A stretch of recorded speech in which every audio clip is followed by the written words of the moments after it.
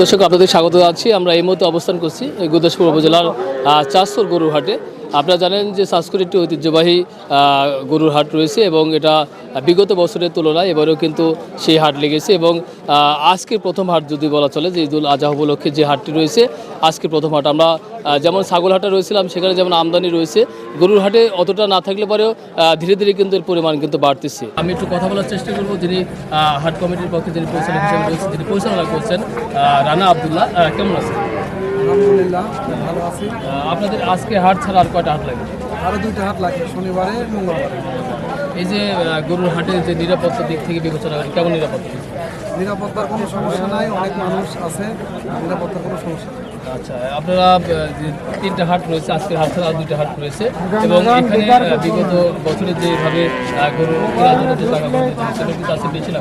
না, আপনার হলো বিগত সময় 1000 টাকা নিয়েছে, 900 টাকা নিয়েছে। এবার আমরা কেনার জন্য প্রয়োজন 600 টাকা নির্ধারণ করছি সরকারি রেটে, সেই সরকারি রেটে আমরা টাকা দিচ্ছি। অসংখ্য ধন্যবাদ। দর্শক, শুনছিলাম রানা কাছ থেকে। এবার একটু কথা বলার চেষ্টা করবো যিনি হাট কমিটির একজন দায়িত্ব রয়েছেন দেওয়ান সবুজ। সব কিছু মিলে এই যে চাষকরের একটি বড় হাট, ছাগল এবং গরু পৃথক হাট রয়েছে এবং এই হাটটি আমরা শুনতে পেলাম যে আরও 2টা হাট থাকবে আজকে হাট ছাড়া। সব মিলে নিরাপত্তা এবং সার্বিক ব্যবস্থা কেমন? আলহামদুলিল্লাহ, আমাদের নিরাপত্তা যথেষ্ট ভালো। হাট আমাদের নাটোর জেলা বিএনপির অন্যতম সদস্য মশিউর রহমান বাবলু কাকা, সাবেক মেয়র, সাবেক বড় বিএনপি সভাপতি, ওনার নির্দেশ আছে যেহেতু আমরা বিগত দিনে যারা অধিক পরিমাণ টাকা নিত, খাজনা নিত, এই বছর যেন আমরা সরকারি নিয়ম অনুযায়ী যেন খাজনা নিই। এই জন্য আমরা কোনো ক্রেতা বিক্রেতার কাছ থেকে আমরা অধিক পরিমাণে খাজনা নিই এবং তার নির্দেশ অনুযায়ী আমরা সুন্দরভাবে হাট পরিচালনা করতেছি এবং নিরাপত্তা আছে আমাদের এখানে, নিরাপত্তার কোনো ঘাটতি নেই।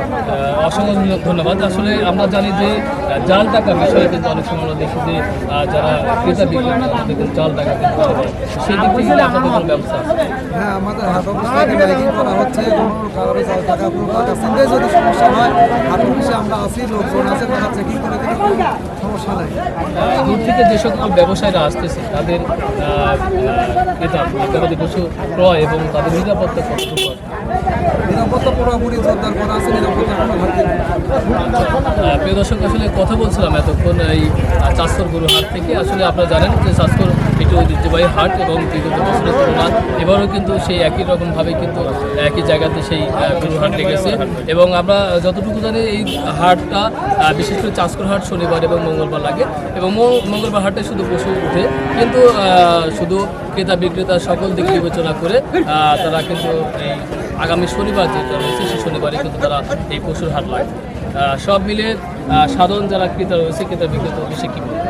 ক্রেতা বিক্রেতাদের উদ্দেশ্যে আমি একটা কথাই বলবো যে আপনারা যারা চাষকর হাটে গরু কিনতে এবং বেচতে আসবেন, যারা গরু বিক্রি করবেন, তারা আপনার যত প্রতারণার শিকার না হয় সেই জন্য আমাদের হাট কমিটির অফিসে আসলে যে কোনো বিষয়ে আপনার সহযোগিতার প্রয়োজন যদি মনে করেন আপনারা হাট পরিচালনা অফিসে আসবেন এবং আমরা সকল আপনাদের সাহায্য সহযোগিতা।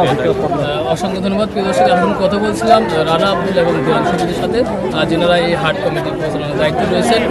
ভালো থাকবেন, সুস্থ থাকবেন, বিদায় নিচ্ছি। আসসালামু আলাইকুম।